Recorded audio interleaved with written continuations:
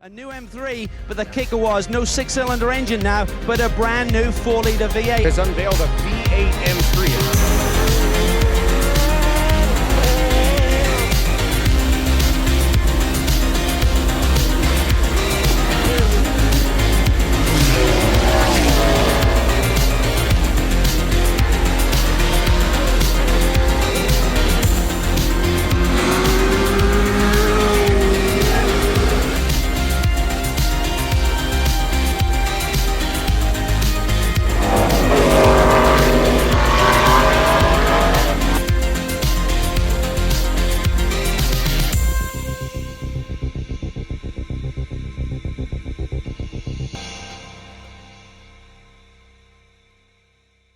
For over 90 years, BMW and their motorsports division have been at the forefront of automotive engineering excellence.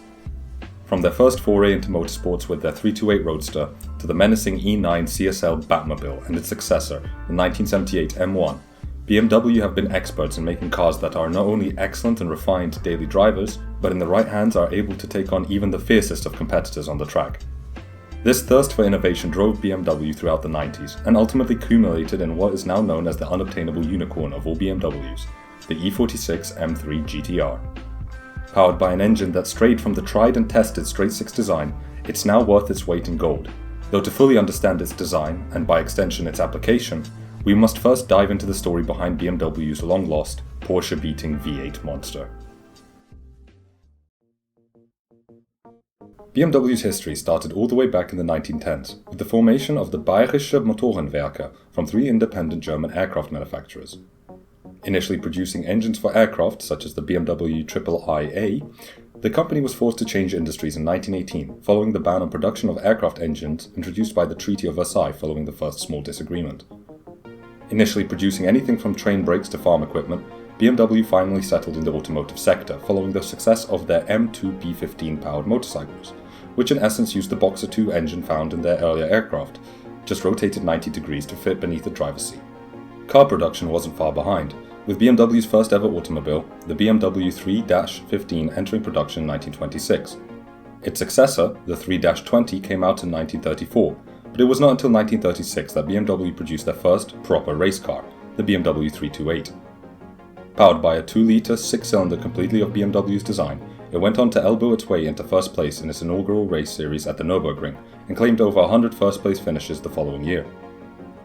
In 1939, it claimed 4th place in BMW's first ever 24 Hours of Le Mans entry, a racing series that BMW would chase after on another continent over 60 years later. Unfortunately, BMW's automotive and racing department were put on hold not long after, with them returning to their aircraft manufacturing roots to help a certain man do some very not great things during the second, slightly larger disagreement. The post-war period was not kind on BMW. Following the division of Germany between East and West, BMW found themselves to be the owners of a pile of rubble on one side of the divide, and the owners of nothing on the other, as the Soviets took over the remaining 4 production facilities in East Germany and promptly started producing models such as the BMW 327 and 340. Though these now occupied factories produced cars under the BMW brand, they were in fact produced independently of BMW's actual leadership base in West Germany, and following the company's full severance from BMW in 1952 due to a lawsuit brought forward by BMW's legal team, would rebrand to Eisenacher Motorenwerk, with a totally not ripped off emblem to go with it. As for BMW proper, the bad news didn't stop there. Post-war treaties had expressly banned BMW from producing or selling neither its motorcycles nor its cars after the war, so BMW resorted to using second-hand and salvaged material to produce pots, pans, and later bicycles to stay afloat. Through some political finagling, BMW was able to resume its motorcycle production in 1948, though automobile production only resumed in earnest in 1952 with the release of the BMW 501. In 1962, the BMW as we now know it took its first foray into domestic German touring car racing, with its new class of sedans being the base on which the later 3 Series would be based upon. BMW's M10 engine was also a specific engine of note during this period, being modified, then fitted to Formula 2 racing cars that would go on to take gold in many races at the time. Fast forward to 1972 and BMW had finally settled in as a premium sports sedan manufacturer, though found itself balancing the production of both civilian consumer cars and track-only models. Spurred on by their racing success in the 60s and 70s, BMW decided to split off their motorsport division, now simply known as M, to to focus solely on the design and production of race-ready machines, ones that would rule the track and squash any competition from Porsche, Audi or Mercedes. This new division was essentially an engineer's wet dream. With an effectively open checkbook, the nerds at BMW M were very quick to produce the souped-up BMW 3.0 CSL, a car affectionately nicknamed the Batmobile for its aggressive styling and high performance.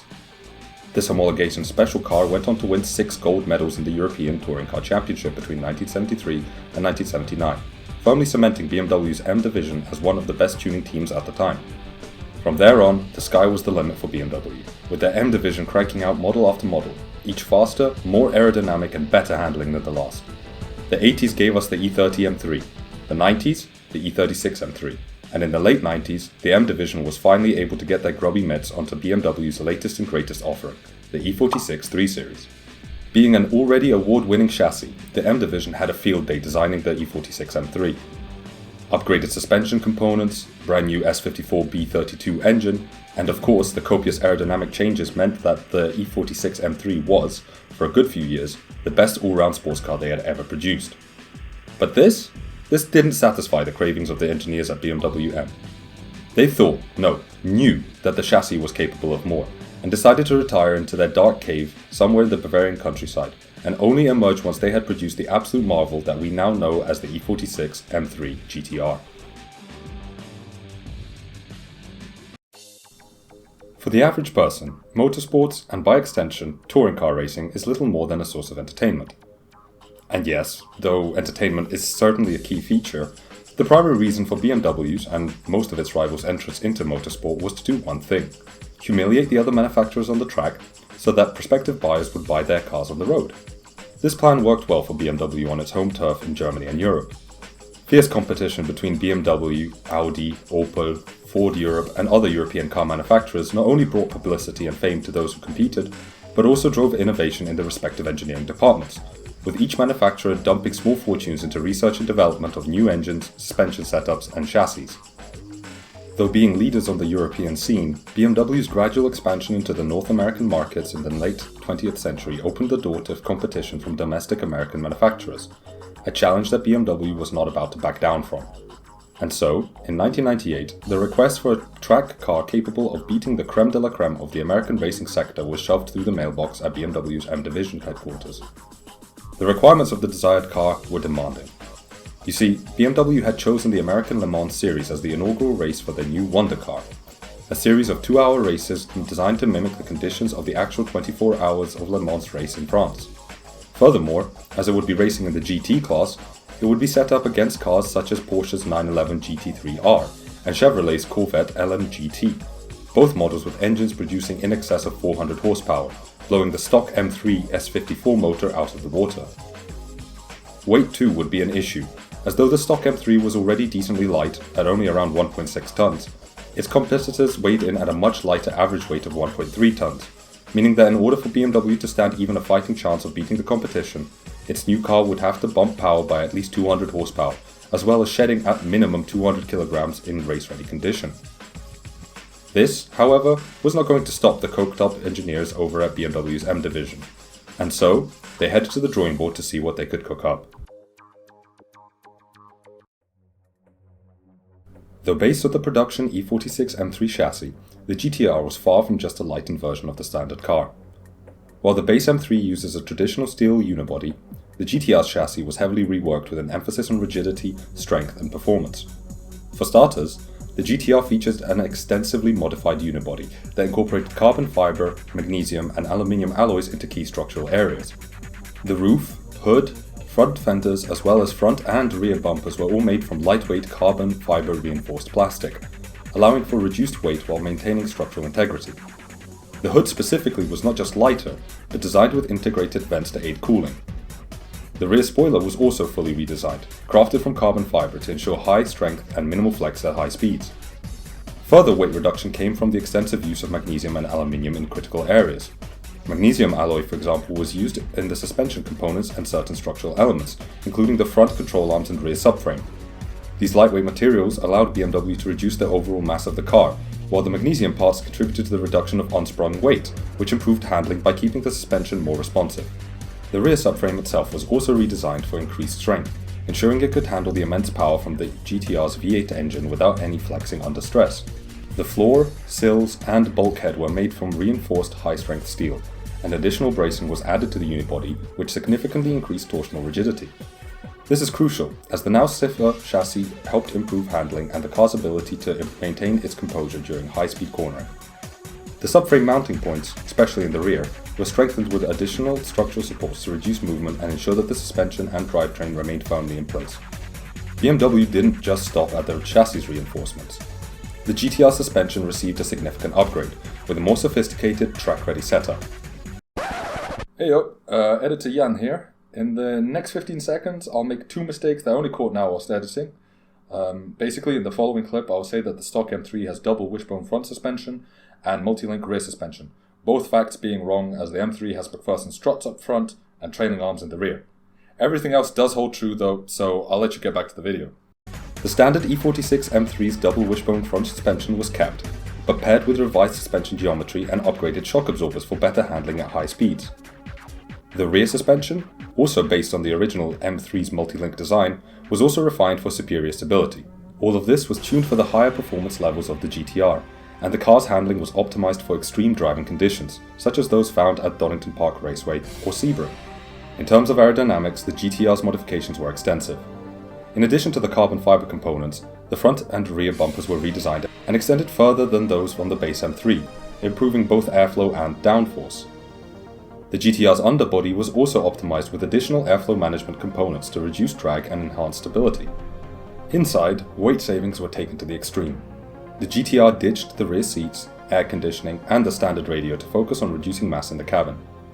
This resulted in a weight saving of around 250 kilograms, bringing the GTR's total weight down to just 1,350 kilograms, compared to the standard M3's 1.6 tons.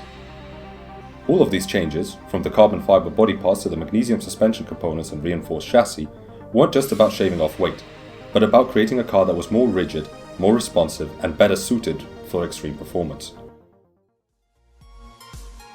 Finally, with the history and chassis covered, it's time to move on to the beating heart of the GTR, the legendary P60 V40 4-litre V8. Though it bears a passing resemblance to BMW's earlier 4-litre M60 engine, the P60 was actually designed almost entirely from the ground up by BMW's Motorsport division. As a 90-degree V8, it deviates from BMW's classic straight-six layout, but its unique configuration gave it the edge when fitted into the E46 GTR.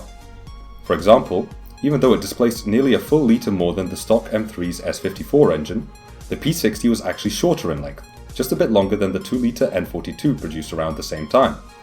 Being naturally aspirated, the P60 also lacked turbochargers, piping, or an intercooler, meaning that the engine bay wasn't as cramped as in other cars running in the GT Cub, like the Porsche 911 GT3R.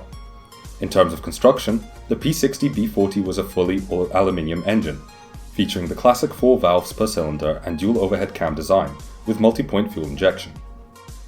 Thanks to its aluminium composition and the use of carbon fiber in place of many plastic parts, the P60 B40 actually weighed 15 kilograms less than the S54 B32 counterpart in the stock M3. It also featured a forged steel crossplane crankshaft rather than the flatplane crankshaft most European V8s are known for.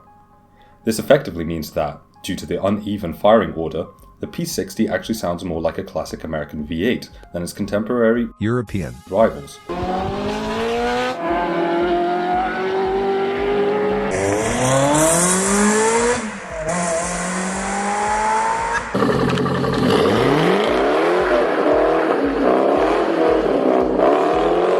The P60 also featured a dry sump lubrication system.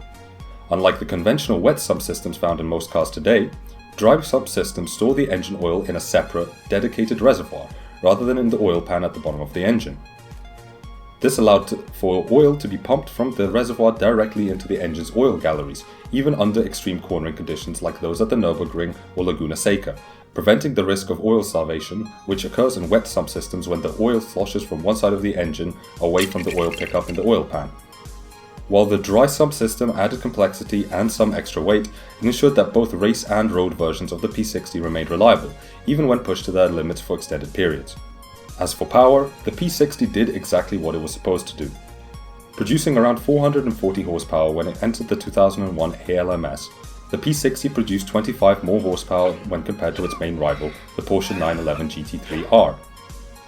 Though an impressive power output for any car, it is in fact rumoured that, in its de-restricted form, the P60 was in fact capable of just under 600 horsepower, though due to the ALMS mandated 1.7-inch intake restrictions, no proof of this has ever been caught in camera.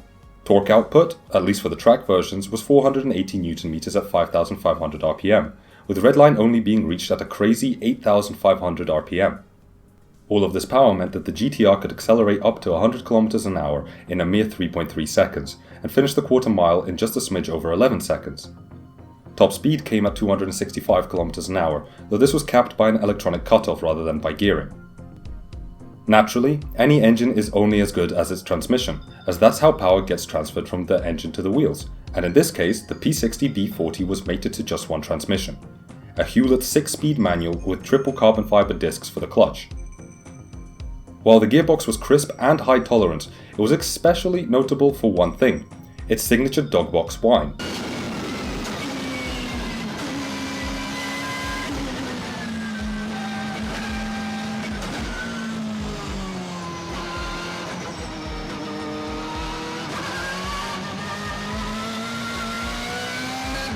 You see, unlike a typical road car manual transmission, which uses helical gears, the Hewlett gearbox uses straight-cut gears. Helical gears have a slight curvature that allows for a quieter and smoother meshing of gears, making it easier to shift between them. However, their design limits the amount of torque that they can transmit because of some of the torque is redirected to push the gears apart. This requires additional reinforcement within the gearbox. By contrast, the straight-cut gears used in the GTR's dogbox do not create this opposing force, and therefore do not require the additional reinforcement, allowing all rotational torque to be transmitted with minimal loss. This design also reduces the overall weight of the gearbox. The trade-off, however, is the distinctive whine, which has become part of the GTR's iconic sound. Overall then, the P60 power plant fitted to the GTR was more than capable of humbling its competitors on the track. Powerful, refined, and most importantly, fast, the nerds at BMW M had truly succeeded in what they had set out to do. The GTR would go on to valiantly race against its rivals, though unfortunately it would not be for long. 2001 ALMS would be the first and the last time that BMW's GTR would race under the BMW Motorsport's team. Though finishing first in both driver and team leaderboards, the GTR would be retired before the beginning of the 2002 season, due to a major regulation change causing the GTR to become economically unviable to race. What was this regulation change? Well, in order to race a car in the 2001 GT class of the ALMS, manufacturers had to offer 10 of their cars as street-legal production cars that could be bought by anyone with a fat enough wallet. BMW did exactly this, with 10 production examples being put up for sale in 2001, though with a hefty price tag of €250,000, it's unclear how many actually found their way into the hands of private persons. Following the GTR's overwhelming success in the following series, Porsche complained to the regulatory body of the ALMS and claimed that, although the preconditions had been met, the GTR and its engine were far closer to prototypes than actual production vehicles, and therefore violated the spirit of the rules. In retaliation, the regulations were changed for the 2002 year, with the preconditions now demanding for 100 cars and 1,000 engines to be available to the public, else BMW would have to add 100 kg ballast to the race cars, as well as fit even more restrictive plates to the engine intakes, something that would kill the car's performance and competitiveness on the track. Faced by these restrictions, BMW chose not to continue racing the GTR, and pulled out of ALMS before the first race in January of 2002.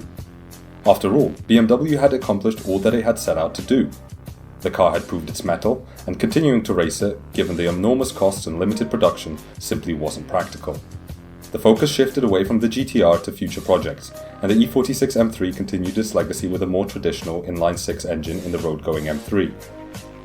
BMW did go on to race the remaining GTRs at the 24 Hours of Nürburgring between 2003 and 2005, though this has marked the last time the GTR would ever see full-throttle performance.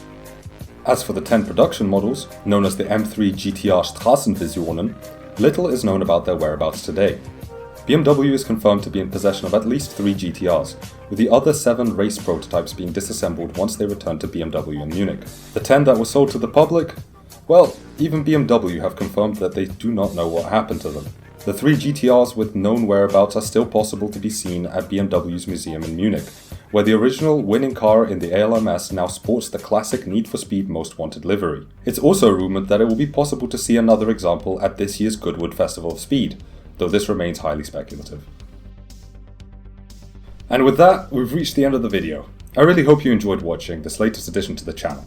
If you'd like to see more videos like this, please consider dropping a like or maybe even a subscribe. I plan on continuing the all engines overview videos in the future, but also want to do these slightly shorter, more specific videos in between them, as those videos do take quite a long time to make.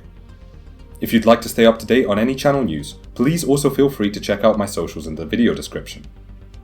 Anyway, that's enough said from me, so thank you again for checking out this video, and I hope to see you in the next one.